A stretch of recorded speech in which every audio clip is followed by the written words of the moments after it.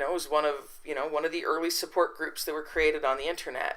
And it was a great place to reach an international audience of people who wanted to talk about a problem they had in common. How do you ask for a date? What about this? Ian? Well, how about a date? They would have all rejected me and looked down upon me as an inferior man. You've been lying. You've been sleeping around. Stole my money. Got engaged to someone else. You ruined my name. Call me a failure. Use your sexuality as your weapon, yeah.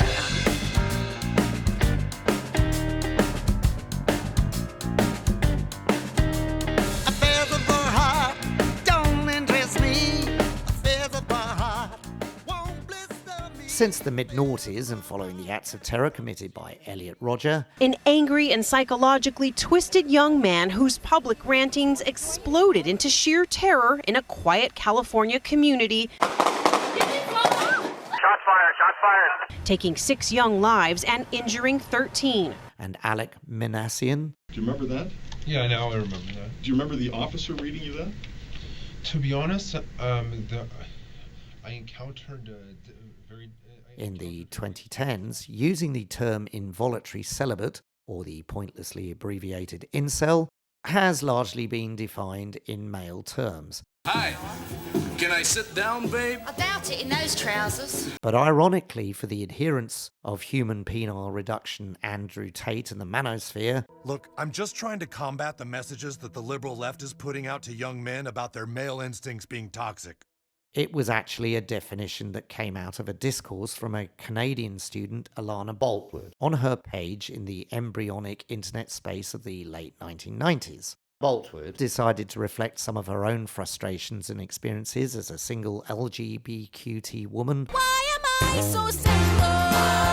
On her notice board, Alana's Involuntary Celibacy Project in 1997, which she later abbreviated to Invicel, and it later then became known as Incel.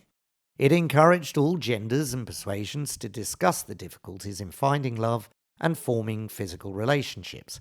So what I did was not only a website, but I set up a mailing list and, a technology that's still working today. And that was the community that we had. It was a bunch of people who were kind of shy about talking about themselves. I saw the new moon through glass last night. Did you indeed? Some people think that's unlucky, don't they? Yes, they do. Everybody was respectful to each other. There were a few friendships built.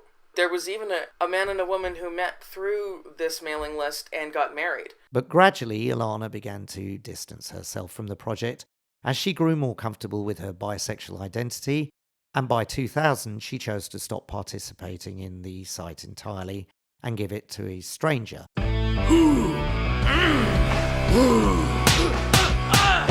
Are men okay? It's a public service. It's a public service is what it is. Thank you, Matt.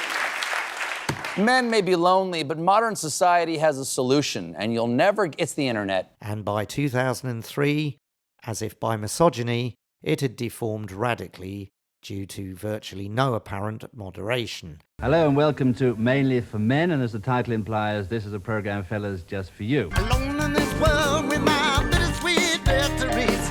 Alone in this world with my anger and my pain. Well, I don't believe what new religion says. Moving towards the horrible collection of feminist bashing insecure twats that have chosen to reinforce the idea that it's all women's fault, that they have hideous personalities, and therefore can't engage in bumsen. A lot of women are quite simple-minded. The only thing they understand is that. You talk about intelligence, smartness. Women don't give a about none of that. Unless you got that. Alana went on to have a successful research career. And in the rare interviews she was willing to give on the subject, she deeply regretted the metamorphosis of a genuine attempt to examine the feelings of alienation and marginalised groups on mental health skewed towards an academic perspective, but also with the desire to create supportive networks. So I do find it really disturbing how deeply the incel community has gone into men's appearances, worrying about the size of their wrist or, I don't know, the length of their nose or whatever. And, most people who are lonely and not dating probably have some other reason for it besides any particular body part.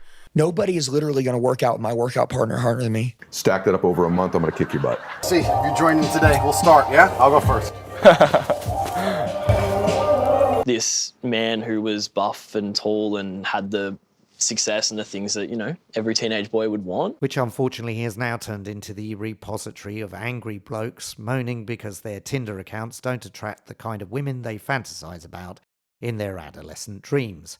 I think it made me think I was untouchable and I couldn't make a mistake and that I was perfect and the women in the world will kind of just work around my way of being. Use your sexuality.